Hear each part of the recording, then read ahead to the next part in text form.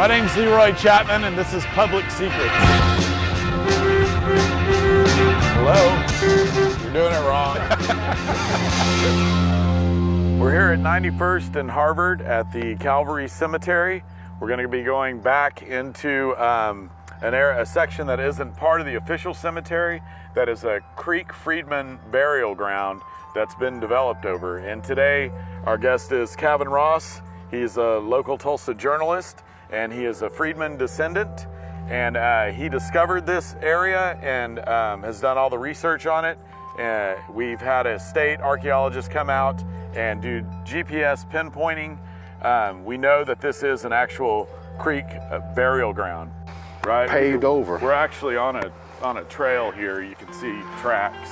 Some kind of service road between the cemeteries, because basically this area is nothing but a big neighborhood of cemeteries. You got about 3 cemeteries. You got the Calvary Cemetery, you got the Booker T. Washington Cemetery, which is now Rolling Oak Cemetery. Right, which is right over here. When you come back through here, this is what you start to see. This right here is a headstone. Yeah, this that's right been here. knocked over. Yeah. And this is one that was found by members of the Center for Racial Justice. And actually, this has been moved since they discovered it, because this piece right here and this piece right here were all together. They were all connected. And even now, I'm seeing pieces, you know, like right there, that wasn't like that as well. So there've been people up here messing with it. You can see how it's like, you know, they've created like 3-wheeler trails through here, and this would launch me to do a full investigation. And now you see the other markers, they start appearing. And I remember one day when I came out here and I was taking close-up shots of the markers that were out here at that time. And I realized, oh my gosh, I'm just surrounded. Because I mean, this whole area that they cleared off, there were much more of those markers here.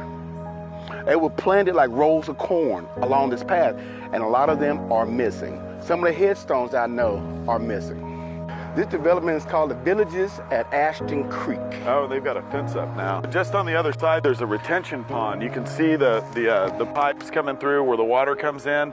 And when I first came out here after Kavin told me about it, there was cement, chunks of cement that were ground level, as if a bulldozer had just taken the headstones right off, and you could see them in order. And there was also the small metal plaques that they'll place on graves marking the grave before the headstone gets there. There was old ones that were scattered about that field as well. People, when they came to look on their dead or bury their dead, they came along this road. Today there's no road connecting this cemetery with the other cemetery. And what's illegal is not being able to have this area accessible. Now with a gated community, you know, there's no way you can get in here unless you go through the service road of where we just passed through the Calvary Cemetery.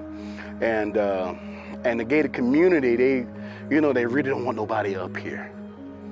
You know, so. And you can see the proximity of the gated community right here. We're about maybe 50 yards. Out here we have military graves, Native American freedmen graves, and African American graves. Yeah. This is other burial furniture. Yeah. There's a old plastic flower there, looks like. There's 2 more markers back there. You see markers all through here? It looks like it. This is the tip of a... Yeah, a tip of a much larger, like that you'll see like in Oak Lawn. This guy actually lived on Greenwood. It's one of 2 military graves that are out here. This guy's name is Elijah Tobias, private in the Arkansas Infantry. LaFortune? Yes. Came out here? Yeah, Bob LaFortune was out here. The city has known about this for almost a decade now. Yeah. And it's still in disarray, and there's still development going on out here. State officials, city officials, the mayors, they all been out here. They all walked on these same buried grounds. And I started wanting to believe that who developed this land, who was involved, pushed the political powers away, because what they were doing at the time, we got them documented on film, is that the developer did move, disturb burial furniture and possibly bodies. Which is a felony. And nothing was done. It was quiet until the state and the city really claims this area and do a full investigation. This issue is not going to be addressed. who's to say that in time that this won't look like that over there? Because somebody cared over here. Nobody cared over there.